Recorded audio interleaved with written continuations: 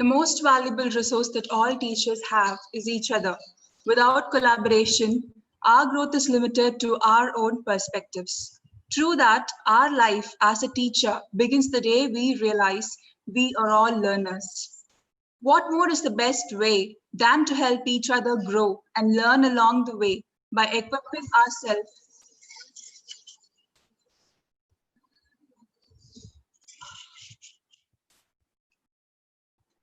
with the knowledge of the recent trends in our domain.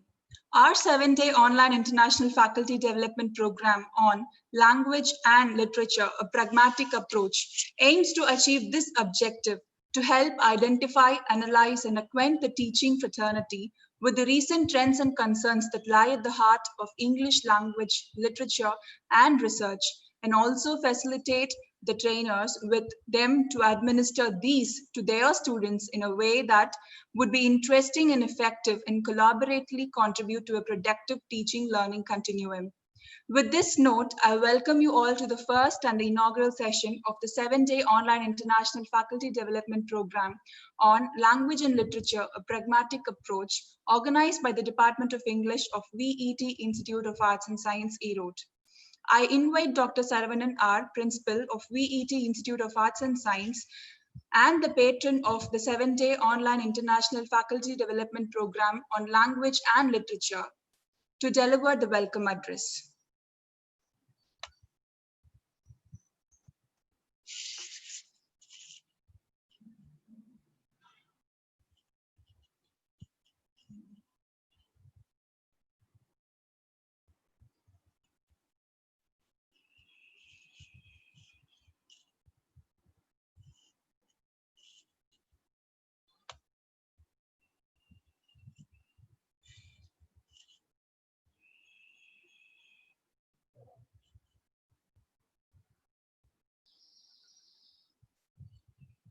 Please give us a minute. We'll just unmute the speaker.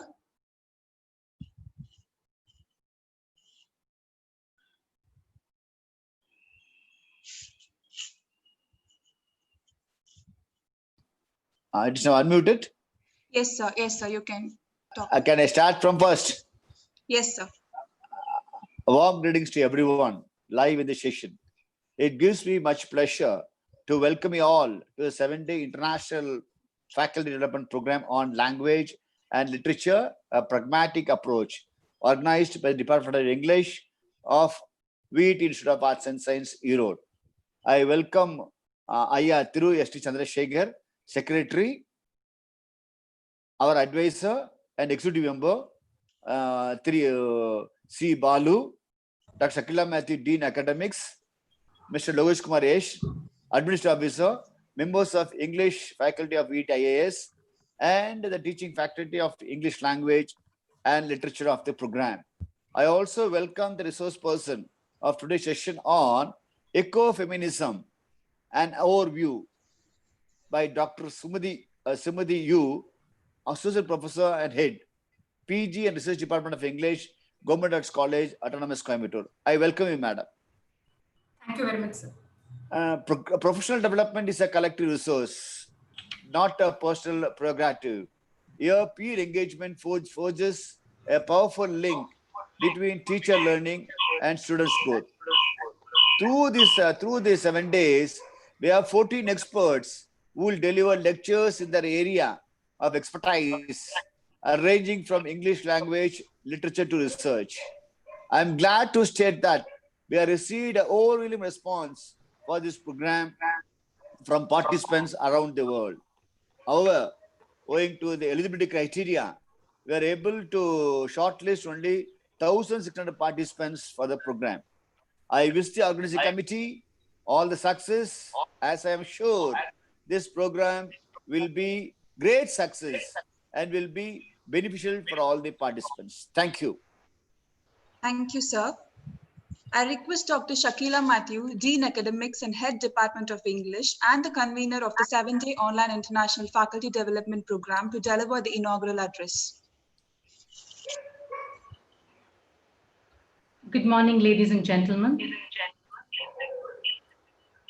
The Department of English of VET Institute of Arts and Science is happy to extend a warm and cordial welcome to everyone who is explicitly interested in knowledge enhancement and upskilling. The vicissitudes of the pandemic period, in fact, has done some good in making teachers tech savvy and creating an insatiable quest for knowledge to equip themselves and disseminate it to the student community. The earlier sporadic webinars have now become the order of the day, ushering in the use of multiple platforms to provide an information galore with the confluence of the masterminds. To ensure that Ma'am, we may I interrupt you in between? If there's another audio source nearby you, can you just mute it? Sorry. It is muted. Can you hear me now? Ma'am, they're still echoing.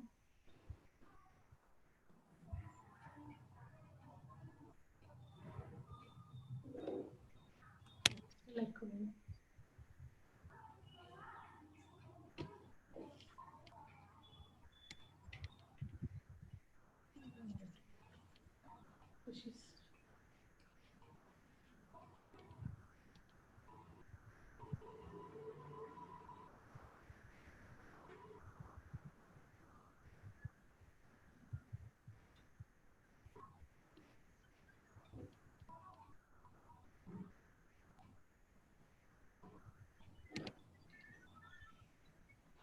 Take this.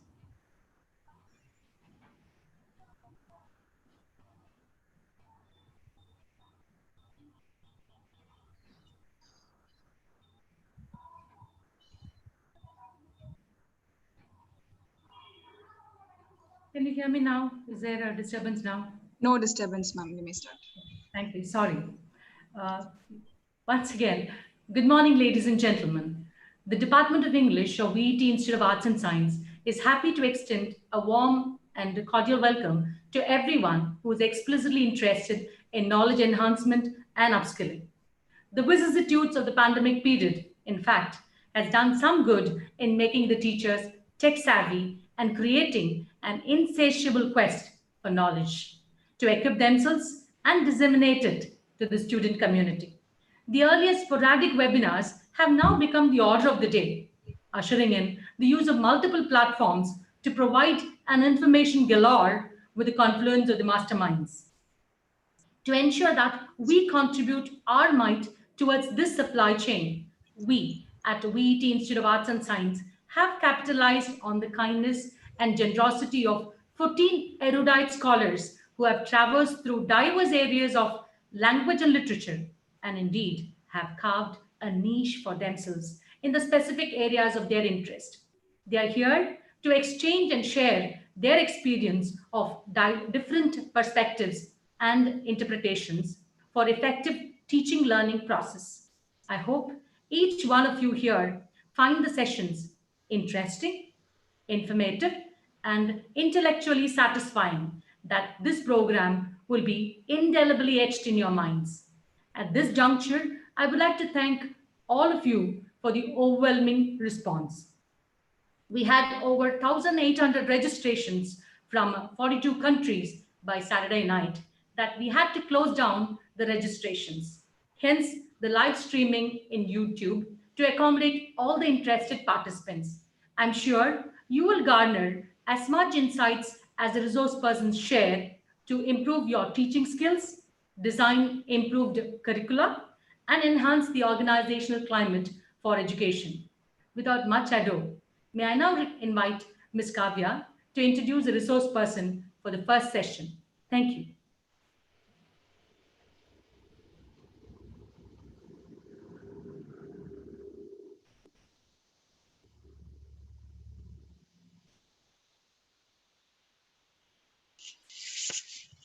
Thank you, Dr. Shakila Matthew.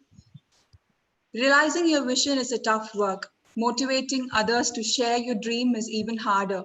A good leader not only inspires her team, also inspires the world. Today we have with us one such persona, who constantly inspires everyone around her to create a better future for the student fraternity. I'm elated to welcome Dr. Sumathy U, Associate Professor and Head, Department of English, Government Arts College Autonomous, Coimbatore. She received her bachelor's degree from Bharathidasan University and master's from Madurai Kamraj University. Upon completing her Master of Philosophy in Bharathidasan University, her avid passion for research led her to secure her PhD from Bharatiyar University. From then on, her kinship with research grew stronger and stronger. Formalizing her curiosity in environmental literature, eco-criticism, and post-colonial literature, this seasoned author penned over 3 books and published a number of papers in the national and international journals. Having environmental literature and eco-criticism as her areas of expertise, she carried out UGC-funded research projects on role of eco-criticism in creating environmental awareness and environmental relevance in Vaishnavism. Her rich academic insight led her to be the editorial board member of Literary Explorer, member of ASLE, that is Association for Studies in Literature and Environment, chairman of the Board of Studies in Government Arts College, Coimbatore, and resource person for various national seminars, workshops, conferences, and symposiums. Her arduous academic expertise has enabled her to guide 8 PhD and 13 MPhil scholars.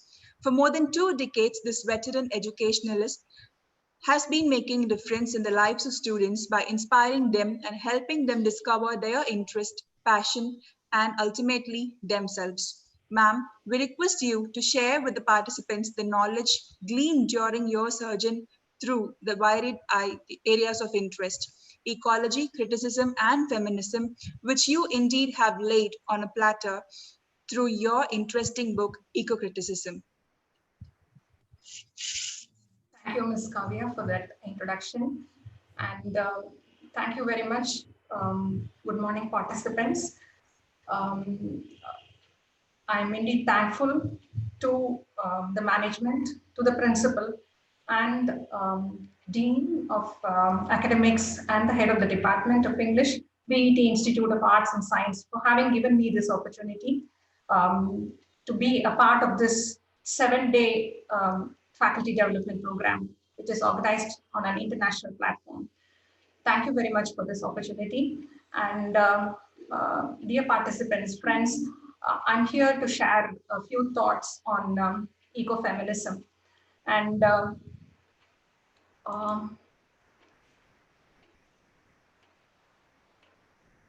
dear fellow teachers, all of us, when we teach some concepts to the students, we always use this method. Like first we give an example and then come to the concept. Don't you all agree with me? Do you do that?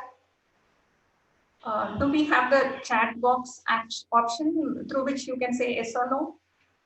Yes, ma'am, we do have that. You can click on the chat, which is showing in the bottom of your screen, and the chat box will pop up for you. Yeah, okay.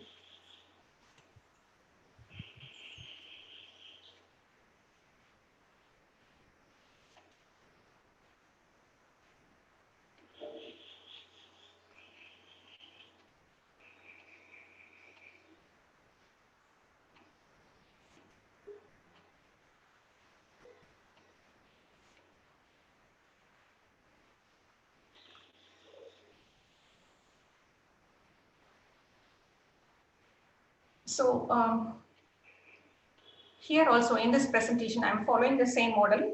Before going into the concept of ecofeminism, let me give you an example, a simple example through which we can understand what is ecofeminism. In the first slide, all of us accept the fact that it is an unwritten law that women all over the world generally take up the responsibility or given the responsibility of collecting water, drinking water, potable water for cooking and for drinking. So according to the UNICEF report, women all over the world on an average, they walk 3.7 miles every day. And on an average, they collect 5 gallons of water. And if you look at countries like Sahara and Africa, you see that 16 million hours are spent by the women all over the world to collect water. So they risk a lot of things. Okay, first they risk their safety and they have to walk long distances. As you see, they have to walk even with the children, and this is how they go ahead and collect water. In the next slide, you see that there are extreme cases where women, in the process of collecting water, have even laid down their lives. So this happened in Thane near Mumbai, where a lady called Parvati Ramo Jadhav, a tribal woman, this happened in the year 2012. She went to collect water after making so many trips in the hot sun because of dehydration and because of the heat stroke. She fell down and died. In another case in Marathwada, a woman standing in the queue for water had to, out of exhaustion, she also died. So these are extreme cases where women have given up their lives in order to complete this chore. Okay, so participants, all of you will agree with me when I say that these women are not responsible for the lack of water, drinking water in their area. Are they responsible? Of course, they are not responsible. It is all of us human beings are responsible. What we have done is we have exploited the natural resources around us in such a way that water has become polluted, air has become polluted, and it is not available to us. So the women are in no way responsible for the lack of water. We have exploited the environment, and as a result, this resource, water, is not available. Sorry to disturb you in between, ma'am. Your voice is getting disturbed. There's a break in your audio. Yeah, what should I do? Ma'am, can you just start again? I'll just check if it's repeating. You want me to start from the beginning? No, ma'am, you can continue. Your voice is clear now. You can continue from where you left, ma'am. Yeah. Yeah, just tell me where this chat box option is. I will check. Ma'am, it's there in the bottom middle of your screen, nearby share screen. Okay.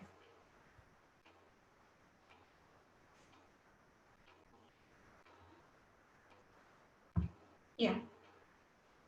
Now, am I audible, Kavya? You're audible, ma'am, but we lost your PPT.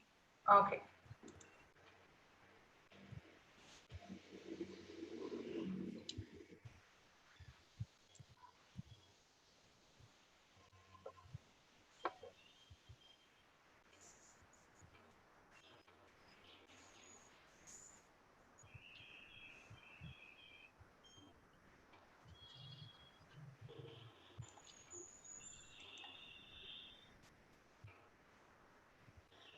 What about now?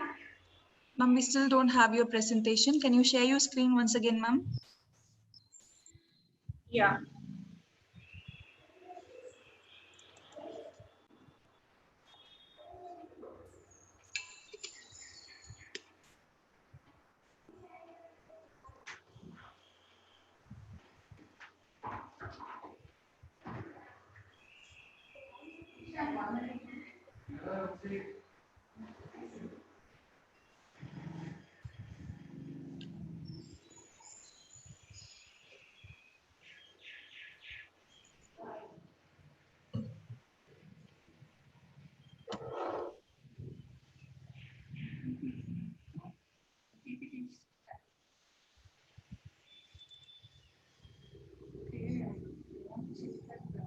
We've got your screen now, ma'am.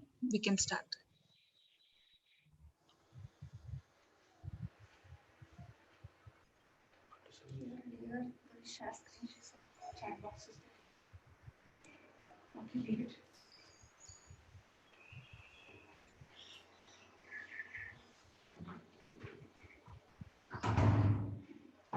Shall I continue? Is my audio clear now? Yes, ma'am, your audio is clear. We have your presentation as well. We can continue. Okay. So participants, this is what I'm trying to tell you. Women are not responsible for the lack of drinking water in their places, but women are exploited or made to do this chore of collecting water. This is a very simple example of ecofeminism. The exploitation of environment on the one hand by human beings and the exploitation of women on the other hand by men. This is what we mean by ecofeminism.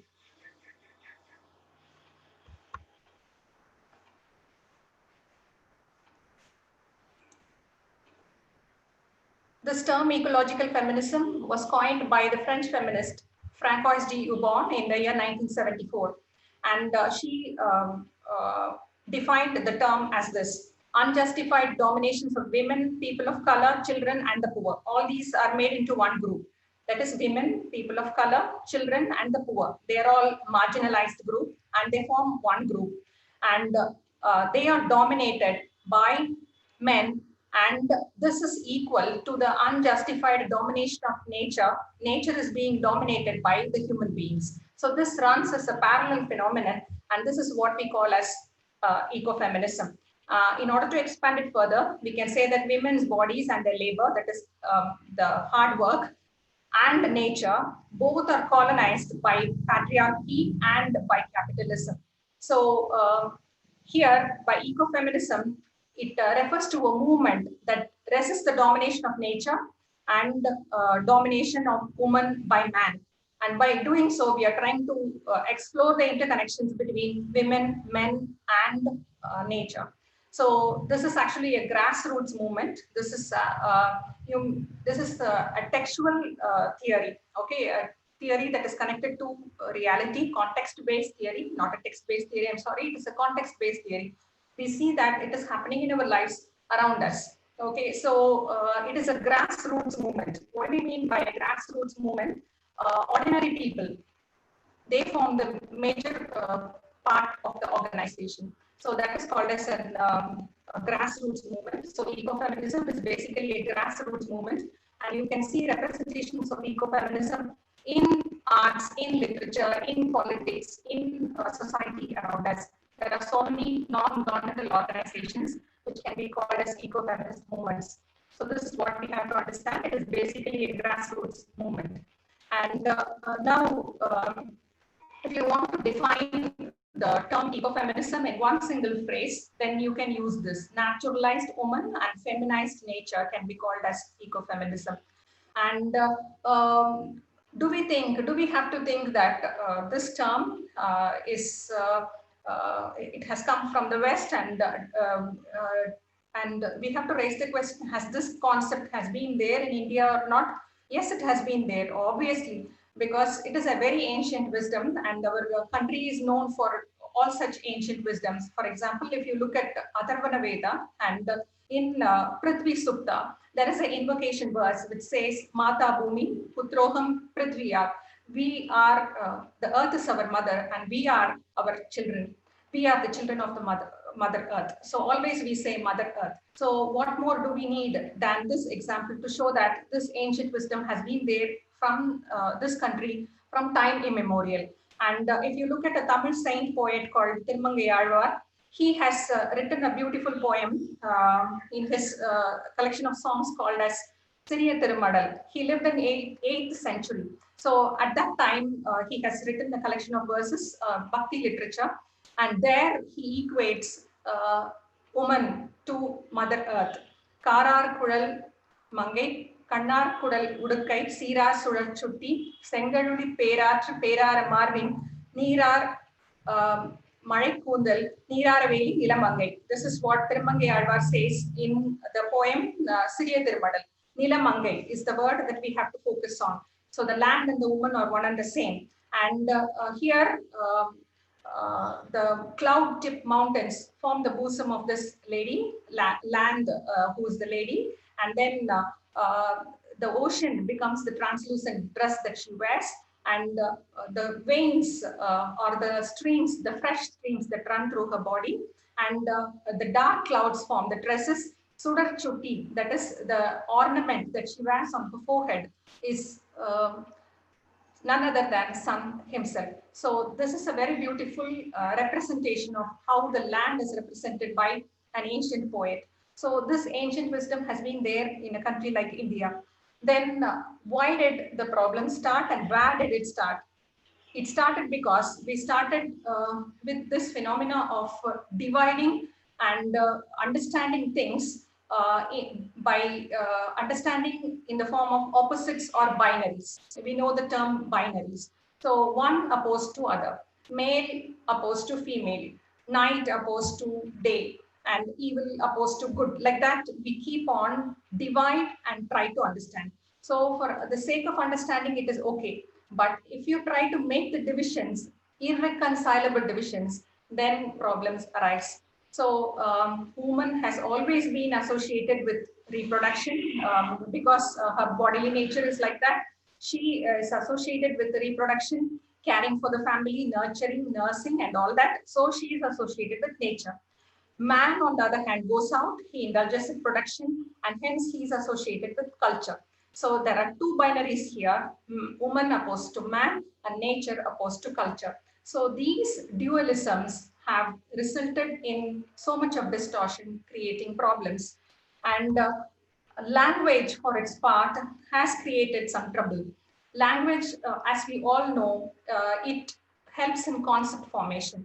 And there have been so many derogatory or pejorative terms which are used to refer to women. For example, catty, pussy, bunny, chicks, bitches, old bats, old hens, queen bees, vixen, bird brains. These are the terms used by people in general to refer to women in a very derogatory manner or a pejorative manner. So what we have done here is, when we are using such terms, we are saying that animals are inferior to human beings and women are inferior to men. So animalizing women in a patriarchal culture where animals are seen as inferior to human beings, by doing so, we are trying to authorize and reinforce women's inferior status. And on the other hand, we try to apply terms that are that are applicable to women to nature. For example, the word rape is applicable to nature also. Mother Nature is rape. A poet called Gary Snyder, American poet, you will all know, he says the land developers are rapists. So in one of his poems, he mentions like that. So Mother Nature is raped, conquered, mined, and mastered. And first quality timber is called as virgin timber. And soil is associated with the fertile soil, and land is called as barren land. So these terms are common: virgin, fertile, barren, are all common both to women as well as the land. So what we have done here is, we have applied terms that are applicable to women to nature. So feminizing nature in a patriarchal culture where women are seen as inferior to men. By doing so, we are authorizing and reinforcing the domination of nature. So domination of nature on the one hand and the domination of women on the other hand. So this is a beautiful concept put forward by Karen J. Warren in her book Ecofeminist Philosophy. Then now I have given you a definition for the term ecofeminism, and I told you that it is a basic grassroots movement, and I'm introducing a few ecofeminists for you.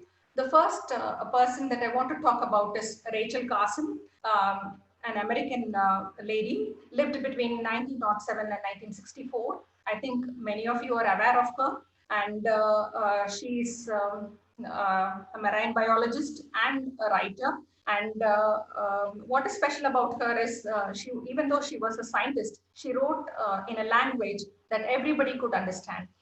In a simple language that everybody could understand. Around the 1960s, what happened was,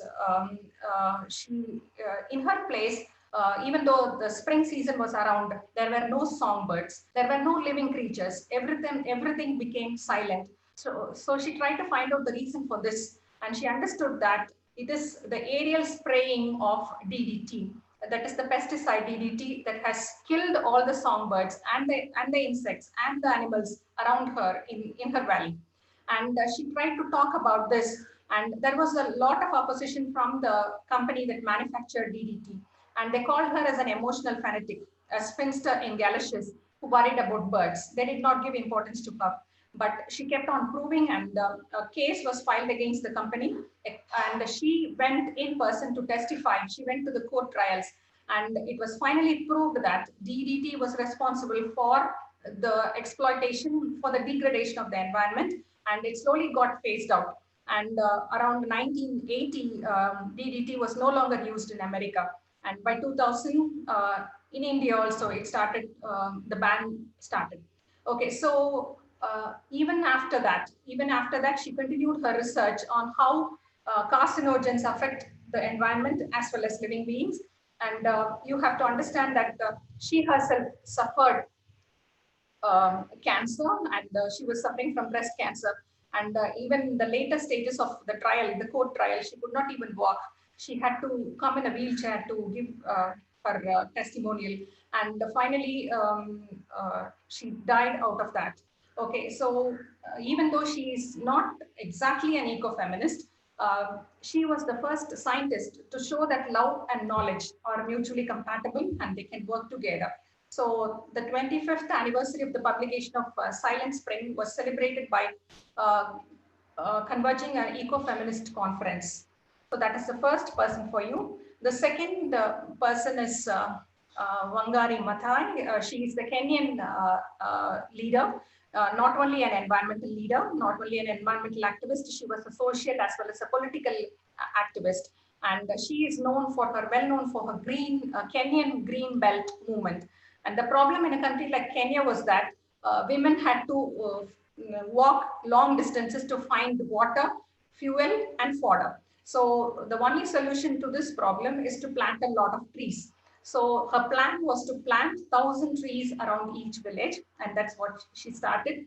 And she took the help of the women. So this gave employment also to the women.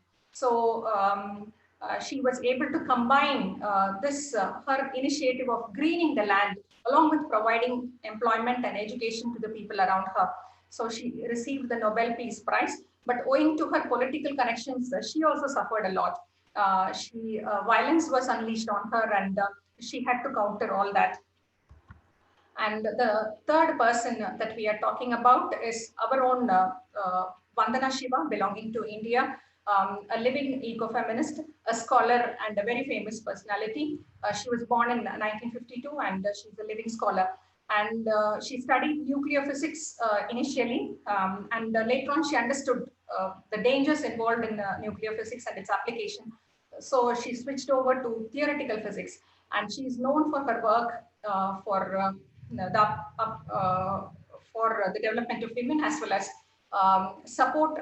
She's also known for her support for the farmers around her. Okay, and she has been active in many citizens' movements, and she has protested against all kinds of environmental destruction. And she's also against genetically modified food, GM food, we call that.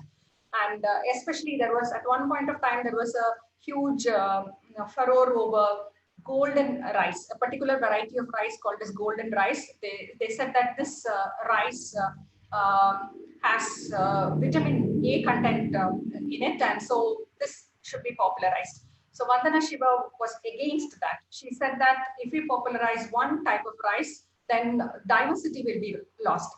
And she founded what is called as the Navdanya movement, whereby she tried to preserve all the native varieties of seeds. And her main work is done on that. She has written 20 books, and many of the content that I am sharing with you today is taken from the book titled Ecofeminism, authored by Vandana Shiva, along with another German ecofeminist called as Maria Mies. And the one more idea that she talked about is that women contribute a lot to agriculture. So why don't we take their viewpoints and follow a system accordingly? So that is Vandana Shiva for you. And now that I have given you an introduction to the ecofeminists, I want to talk about some of the grassroots movements that took place all over the world. And the first movement that fired the imagination of everybody around is the Chipko movement. I think all of you are aware of the Chipko movement. The word Chipko just means to embrace. Yes, embrace means embracing the trees. And I think you will be able to see in the picture how the women embrace the trees. So this started in the year 1974 when logging, that is felling of trees, became a practice in the Himalayan regions. And many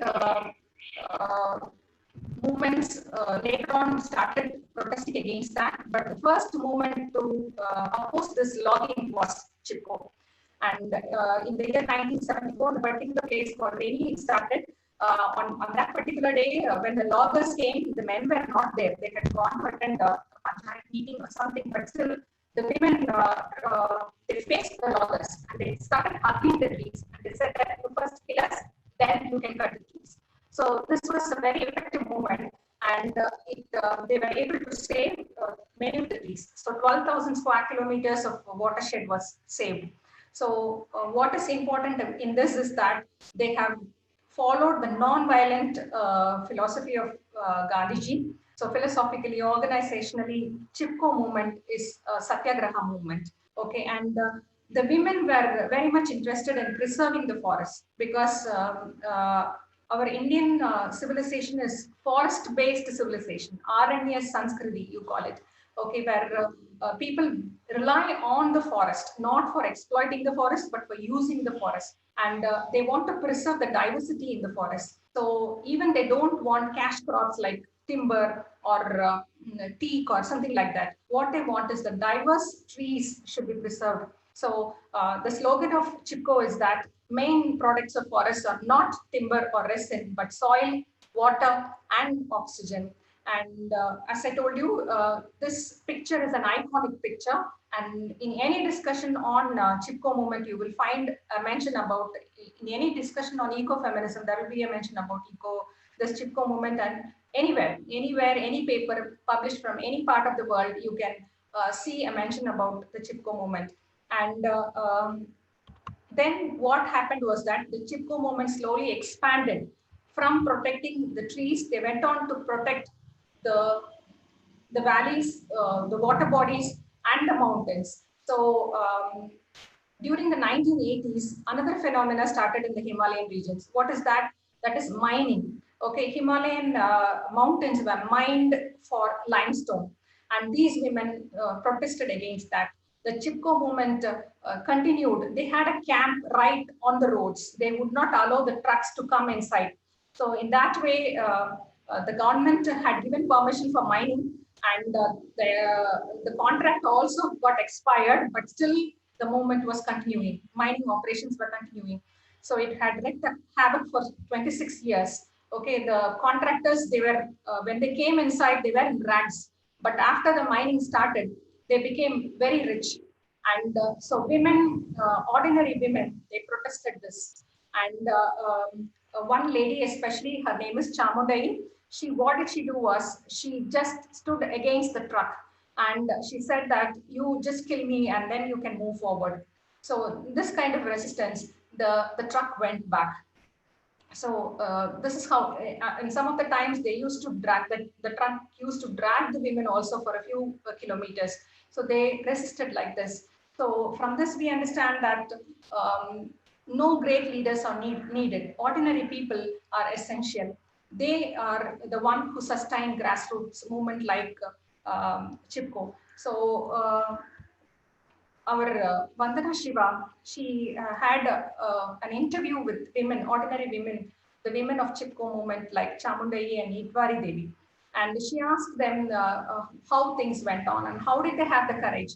And those women said that the contractor gave them tempting offers. Okay, the contractors told them that we will give them trucks. We even provide employment for the grown-up sons. But these people did not accept all those offers. They said that we are our own transport. Our feet are our most dependable transport. We don't need your trucks.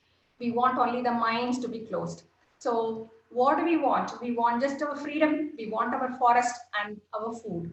And Vandana Shiva asked them the question, where did you get this strength? How did you fight like this? How did you have the courage to fight like this? For that, the answer given by these women is very, very noteworthy. They say that we got the strength from nature. Nature gave us the strength. We drink this pure water that is running here, and we grow our own food and we eat that. So water from our own land and food grown in our own soil. This is what gives us the strength. And those women also say that you women who buy your food from the supermarket and drink bottled water, will not have this courage or will not have this strength. And they're asking the question, who is primitive, who is backward? Whether you are primitive or backward, or whether we are primitive or backward, because we have access to the basic necessities like pure water and pure food. Okay, whether we people living in the cities, do we have that is the question. So now Itwari's son, grown-up son, he also says that I did not take the offers of the contractor because my mother had the dignity and the respect, and the village community had given her the dignity, and I would never sacrifice for that. So this is the Chipko movement, and here you have a poem written by one of the Chipko poets. A fight for truth has begun at Sinsiarukala, that is the name of the place. A fight for rights has begun at Malkattanu, that is another place. So it is a fight to protect our mountains and forests. They give us life. Embrace the life of the living trees and streams to your hearts. Resist the digging of the mountains, which kills our forests and streams. A fight for life has begun at Sinsiarukala. So that is Chipko movement for you. And one more important movement that we have to consider in mind is women fighting for justice after the Bhopal gas tragedy.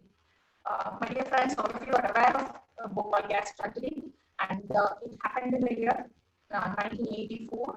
And what happened was, all of you know that Union Carbide pesticide plant, there was a gas leak from the plant, and immediately there was 3,000 deaths. But the after effects of this accident was enormous. 40,000 people, they are still suffering. They are still suffering, and even during this pandemic, I read the news that these people have very low resistance. As a result, they are very vulnerable. Okay, chances of them being infected are very high. So in this situation, women suffered the complications more than the men. And after the gas leak, women suffered gynecological complications, menstrual disorders, abortions, stillbirth, infant mortality. All this was suffered by the women. So the women asked for justice. No amount of money will give them justice, but still they fought for justice. And again, it is a grassroots movement. You have a movement called as Bhopal Gas Feed Mahila Udyog Sangadan, and there is a lady called Hamida B, elderly lady, and she says that we will not stop our fight till the fire in our heart goes out. This fire started with 3,000 final funeral pyres, and it will not die till we have justice. So this is another example of how environmental destruction or an accident happening in a company that exploited, that degraded the environment, and how women suffered doubly. Men also suffered, but women suffered doubly because of that environmental disaster. And so that is another example. And one more example from India is what happened in Gandhamardan Hills in Orissa. Here, the forests of Gandhamardan, they're very fertile forests, biodiversity hotspot. So many varieties of trees were there.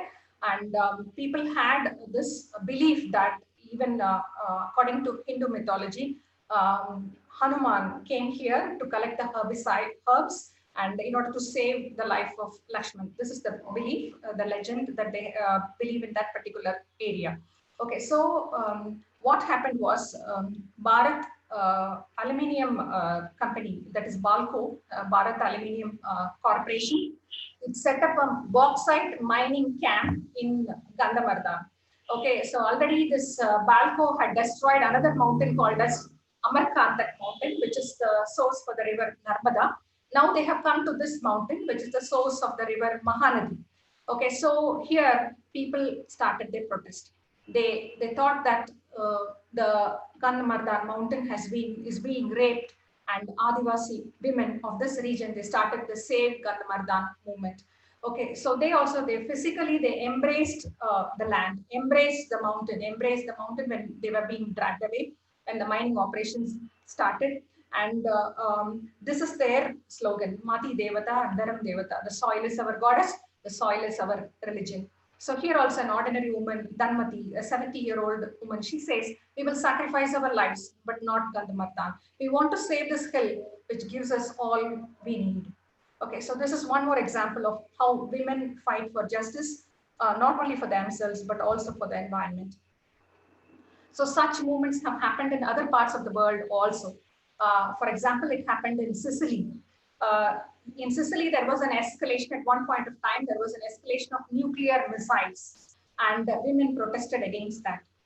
Whenever there is power in the form of missiles, then the power gets transferred. It is shown in the domestic household also in the form of aggression, in the form of exploitation, in the form of violence against women. So that is what they protested. We clearly see the connection between nuclear escalation and culture of musclement, between violence of war and the violence of rape. War and rape pass through the same stages: aggression, conquest, possession, control of a woman or a land. It makes little difference. So women of Sicily protested against nuclear missile.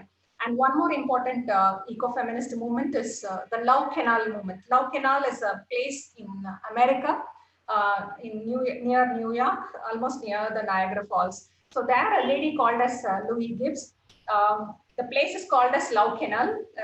It was actually a canal.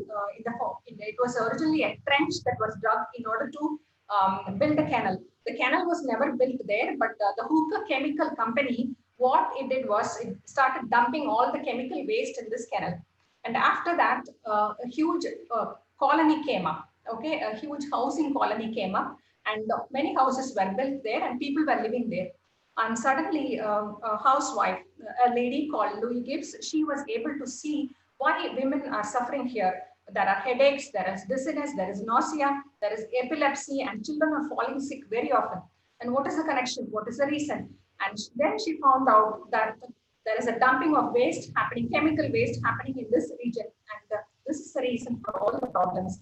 And when she started pointing that out, as usual, people did not agree. The authorities did not agree. They called them as hysterical housewives. Okay. And the women said, yes, we are hysterical. In order to protect our families, we have to be hysterical.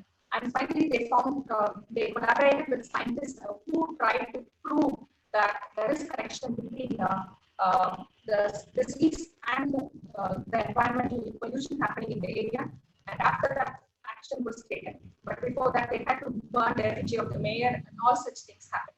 So this is also an example of environmental justice, women fighting for environmental justice. And one more incident which I wanted to bring to your notice today, because it has got a lot of connection with what we are undergoing today in today's situation, in this pandemic world. Okay, so here all of us know about the Chernobyl disaster, and it happened in the nuclear power plant located in Chernobyl, Ukraine. It happened in the year 1986 on 26th of April. There was an accident, and radioactive material was released into the air.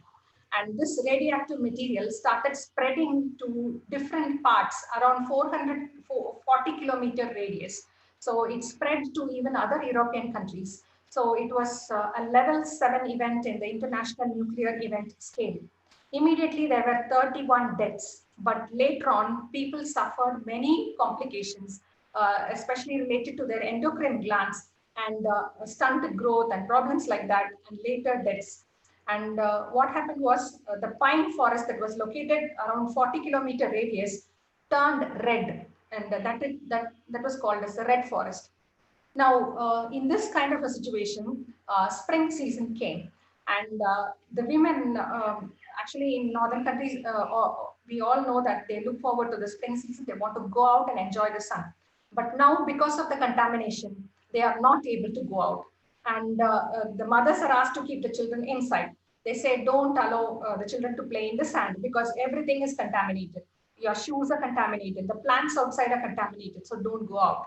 And the women, the mothers, again, another responsibility, how to prepare food that is not contaminated. They have to either buy food kept in the cans that was prepared before the accident, that is 26th April, or they have to eat imported food that comes from countries, faraway countries. So this created not only a physical distress, but also a psychological distress similar to the situation that we are undergoing today. Okay, whether to know whether the place is clean, whether it is contaminated or not contaminated, all these questions keep dogging us all the time. And that is what these women also suffered at that time. Okay, and atomic energy increases our standard of living. This is the general understanding. Now, an accident like this makes us think and ask the question, is it really necessary? Okay, so when we are not able to get proper food and uncontaminated food and water, then are we living in a civilized world, or are we being pushed to the Stone Age? That is the question asked by these women. It is Maria Myers who has given a report about this incident that is given in the book Ecofeminism. And Maria Myers also asks the next question. So this question of development keeps coming up. Okay, is development the solution for all the problems? And once she got a call, Maria Myers, as I told you, she's a German lady, a famous ecofeminist. Once she got a call from a mother, a young mother from Germany who was nursing her baby.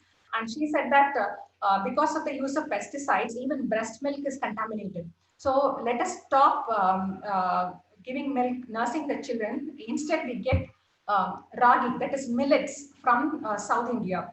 So this can be given as a substitute for mother's milk. So the problem, the point that they're trying to insist upon is that a developed country like Germany will not use pesticides, whereas a developing country like India has to use pesticides, grow food like ragi and import it so that they will use it. This is the their proposition.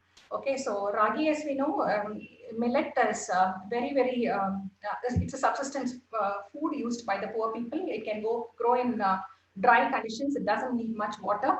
And if it becomes an export commodity, what will happen is that there will be a lot of increase in the production, and this will not be available to the poor people. Okay, so the question Maria Myers is asking is that, why don't you instead ban pesticides in Germany? So that is not possible, and they're trying to do find a different route to solve the problem. Okay, so why should the interest of poor women in India be sacrificed in order to safeguard the mothers in Germany? So this is the question that Maria Myers asks. Okay, so how do we, now we have been talking about so many problems where exploitation of nature and exploitation of women have been happening. Now, development has been the cause for all these problems. Our what you call as buy acquire syndrome, asking for more and more. So instead, if we go along with this subsistence perspective, what do we mean by subsistence perspective? Make use of the local resources, regional resources, and live a simple and minimal life, and that will solve all the problems. So instead of going for a capitalist and patriarchal model, we can go for a subsistence model. Okay, and one more example is from a place called Nandari, where the Pachiori women, they again protested, these farming community women, they protested when the men wanted to have potato farms. Potato farms will give them a lot of cash, no doubt, but that meant cutting a lot of trees. Okay, so many hectares of trees had to be cut, but the women said, we don't want that kind of a farming procedure. We want only our conventional farming. We will have the minimal commodities here, and we will live a life of subsistence. So if we go for this kind of a model, that will solve all the problems. So during the 1980s, Punjab touched its peak in the growth of, in the cultivation of wheat. Okay, so at the same time, statistics tell you that violence against women, dowry deaths against women also touched its peak. So there is a parallel happening between development and violence against women.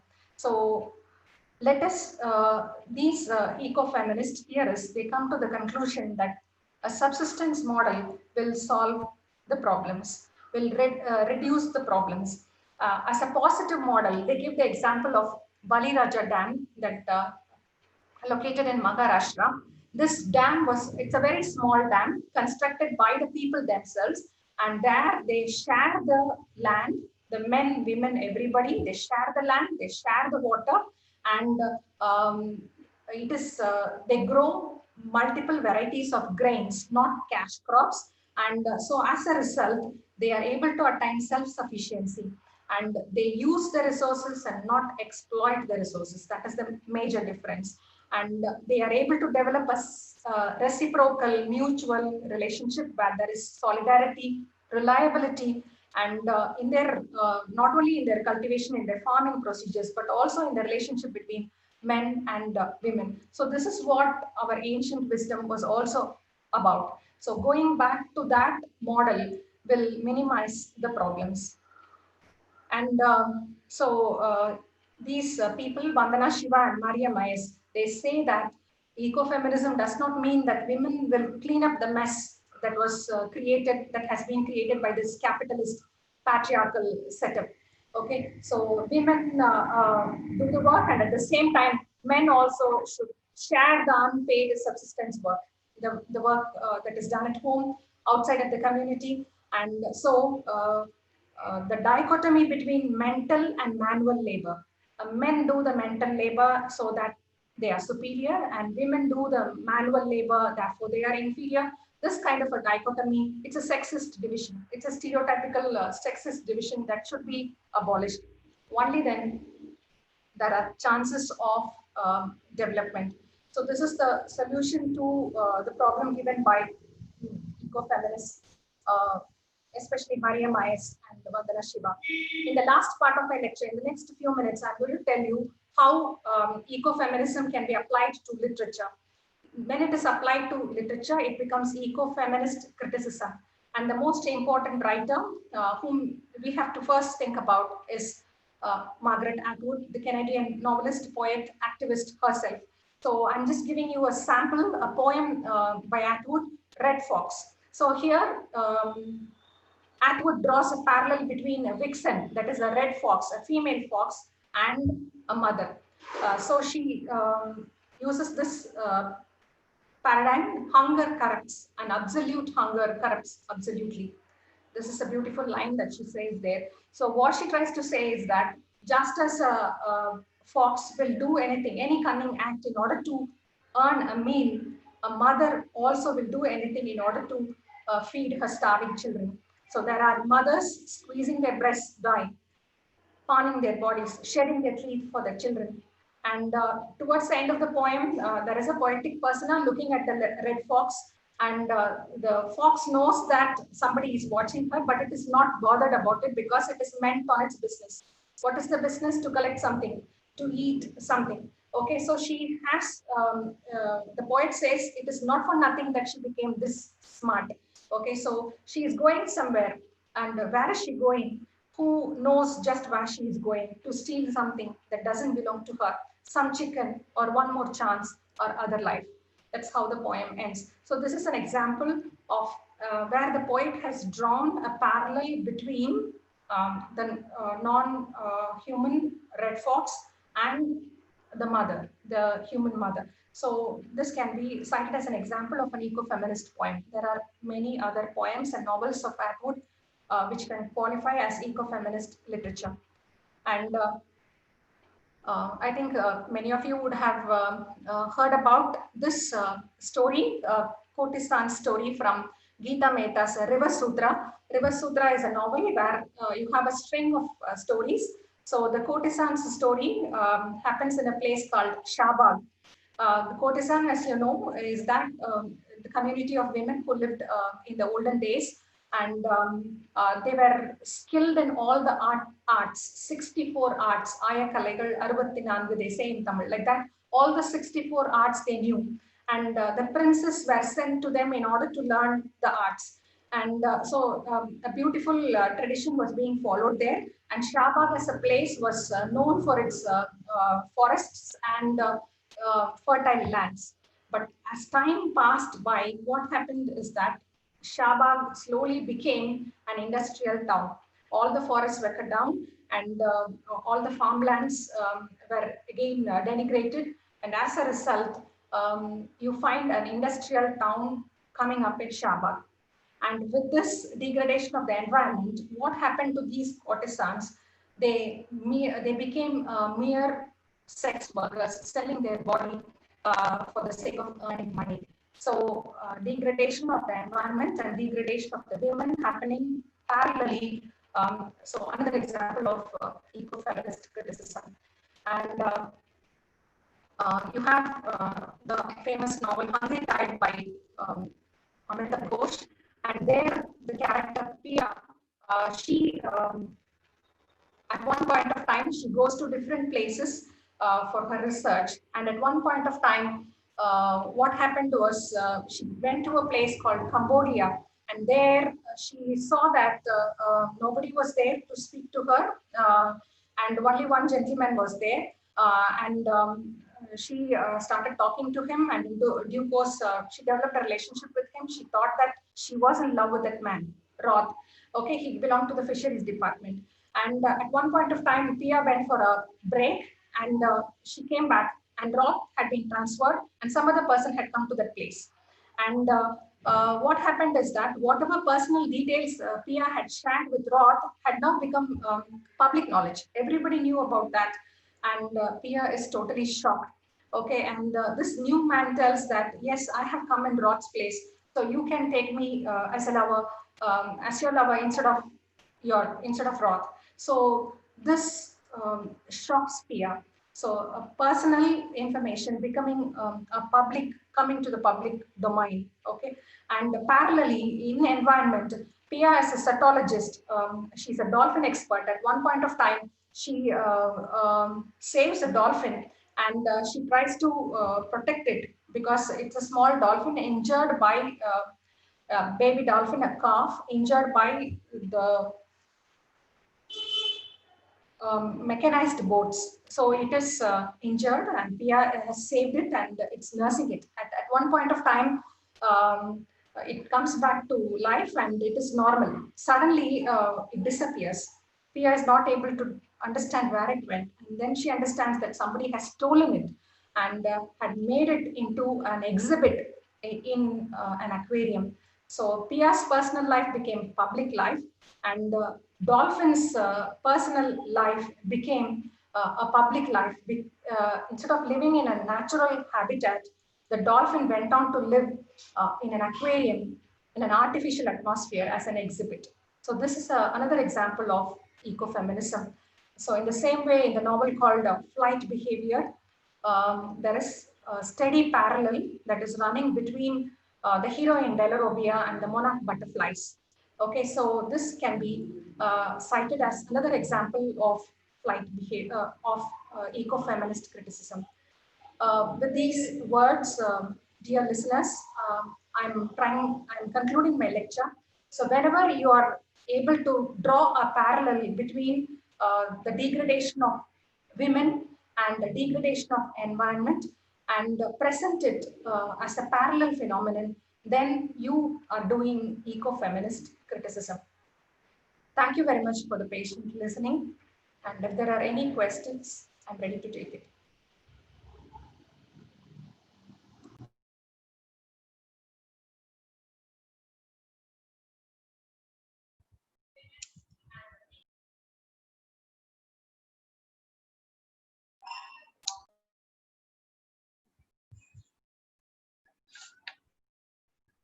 Thank you, ma'am. That was indeed a wonderful session. I'll now post questions that we've got from the audience. Vignesh has a question. Why do people generally compare ecological ideas with feminism?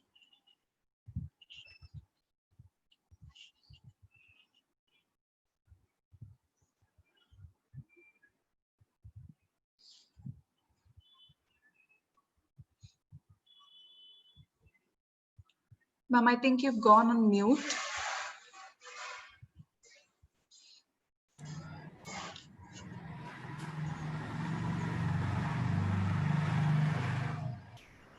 Yeah, Ms. Kavya, can we have the question once again? Yeah, sure, ma'am. Why do people generally compare ecological ideas with feminism? Yes.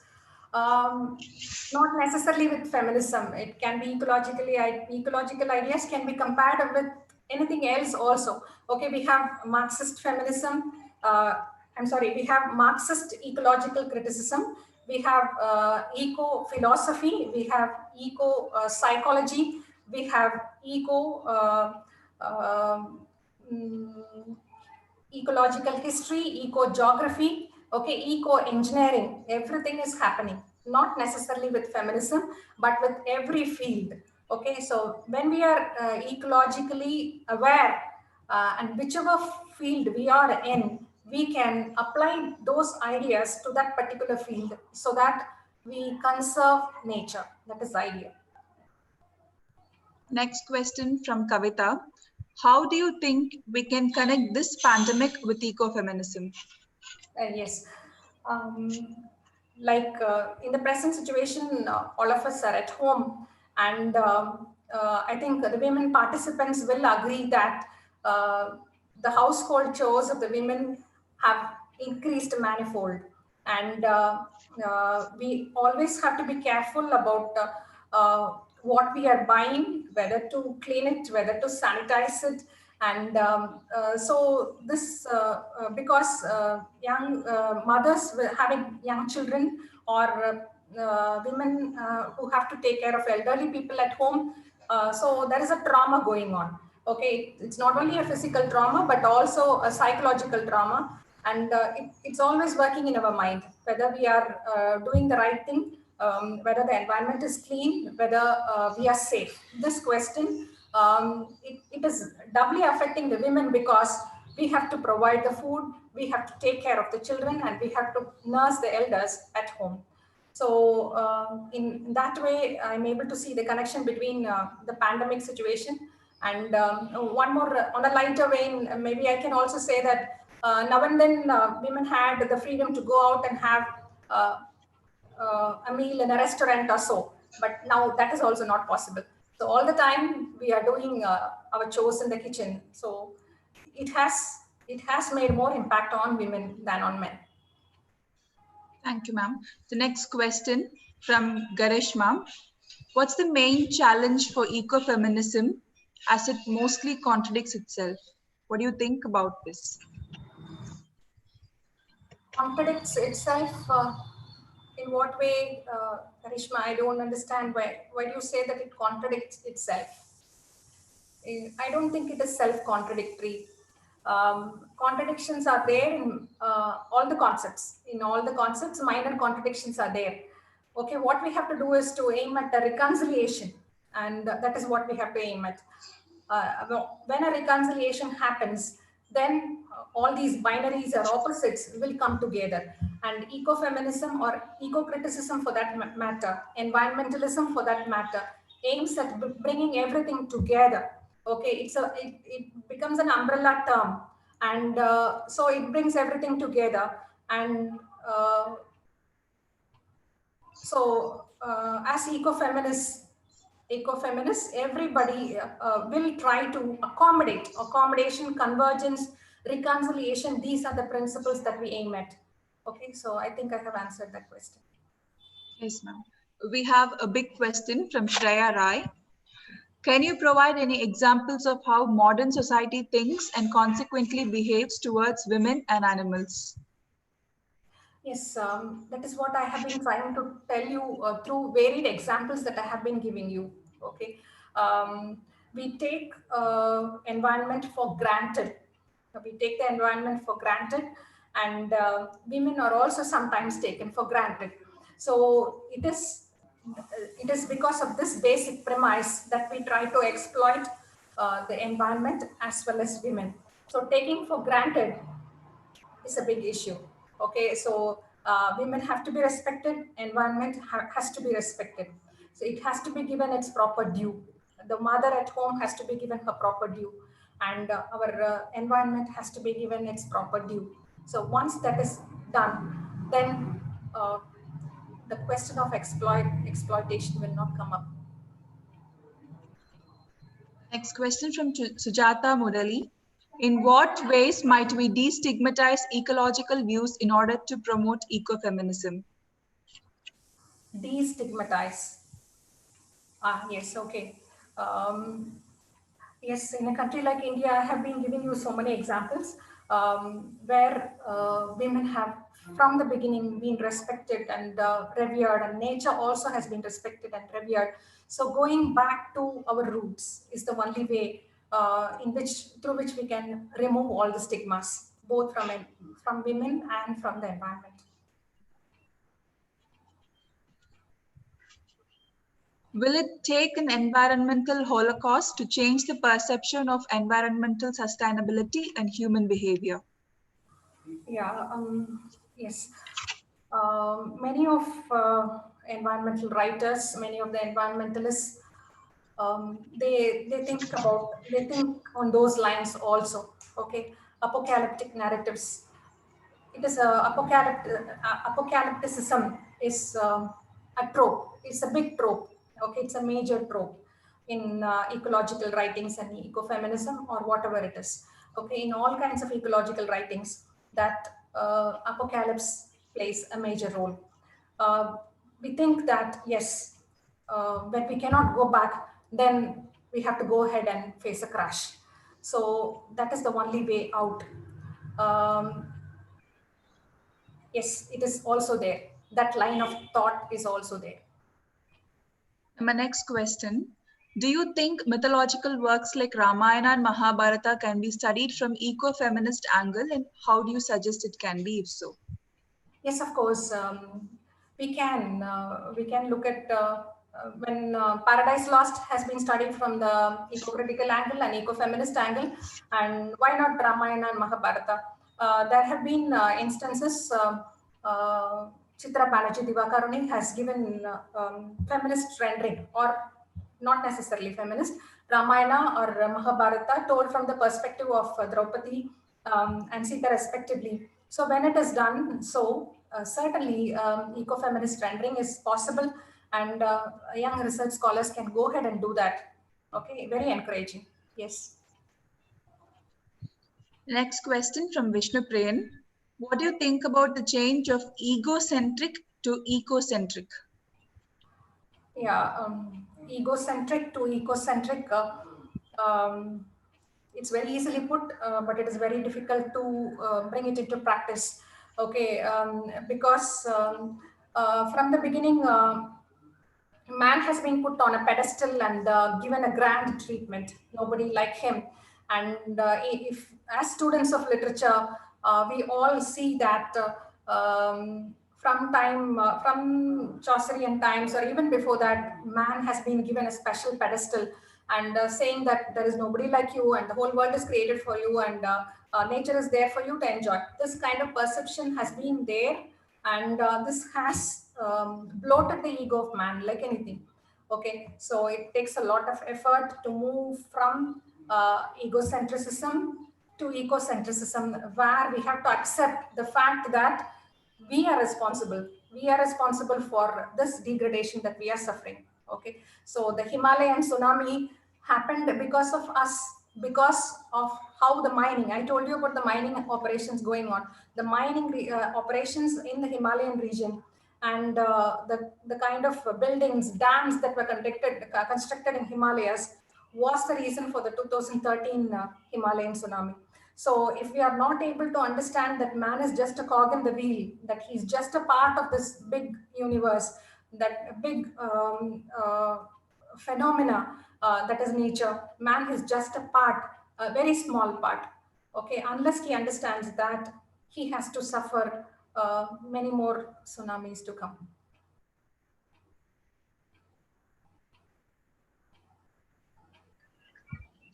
Thank you, ma'am. Most of our participants who are viewing the session online by YouTube have a question on how you differentiate between eco-criticism and ecofeminism. Okay. Yes, ecofeminism is a branch of eco-criticism. Okay, we trace three different stages in the growth of eco-criticism. So during the second phase of its growth, eco-criticism branched into several areas. So one among them is ecofeminism. So we need not separate ecofeminism from eco-criticism. Whenever we are looking at, as I told you now, whenever we are taking a text and looking at the parallel representation of the degradation of the environment and degradation of women, then we are doing eco-feminist criticism. That's all. It is just a part of eco-criticism, not different from eco-criticism.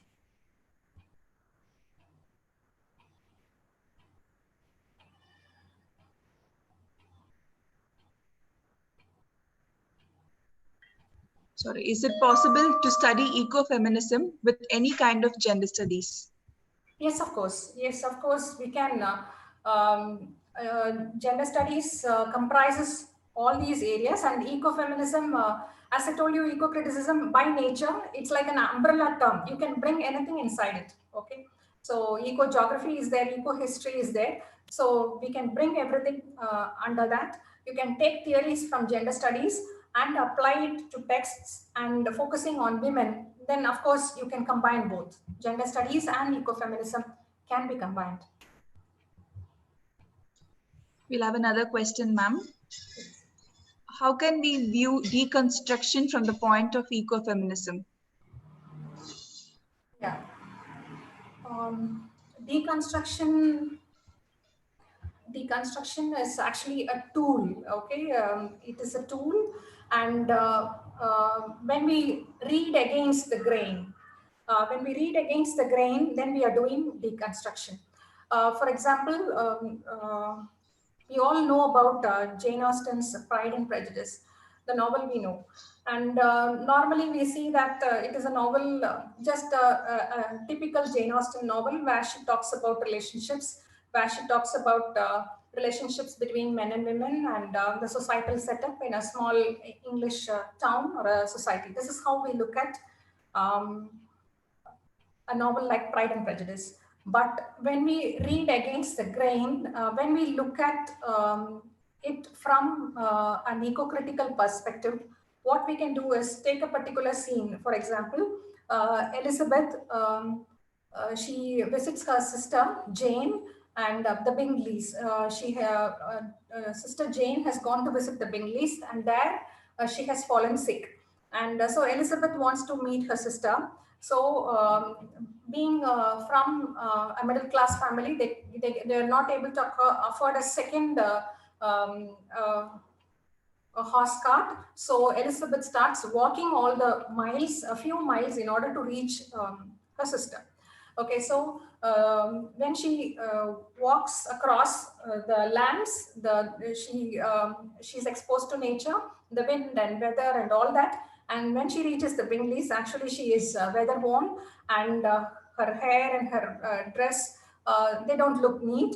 And the Bingleys have their own prejudice. They have their pride, and they say how this girl looks. So they look down upon her. So this has changed, has molded the mentality of, it's one of the factors that molds the mentality of a person like Elizabeth. So even in a novel like Pride and Prejudice, we can read ecological meanings. Whenever we read against the grain of any particular text, you're doing deconstruction, and you can apply that to any text and bring out the connection between women and nature, and then you can do deconstructive study also.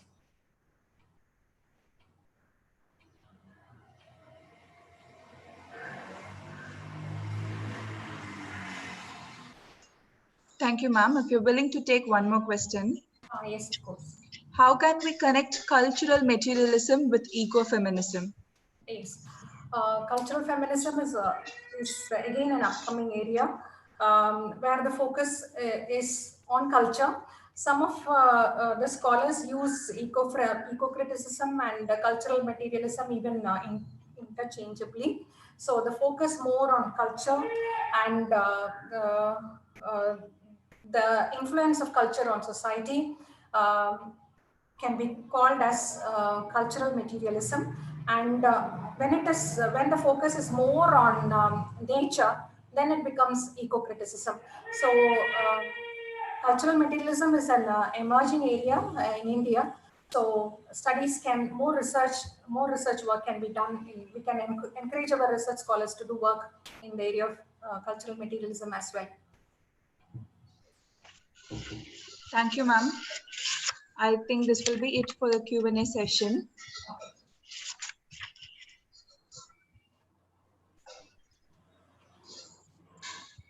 Yes, ma'am, that's it for the Q&A session. I should say it was a perfect start for the program, an excellent one in all ways, and it was a knowledge booster for all the participants without any doubt.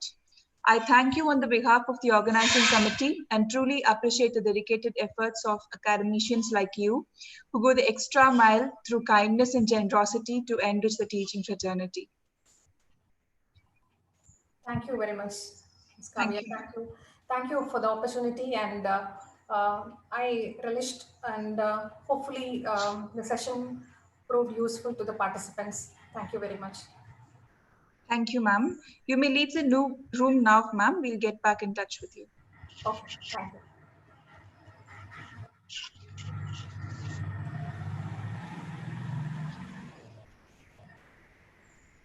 Dear participants, the link to post your attendance and feedback has been posted in the chat box now. You may click on this link and fill in your details. Only upon filling this, you will be validated for your attendance and participation for this session. This link will be active for 20 minutes from now.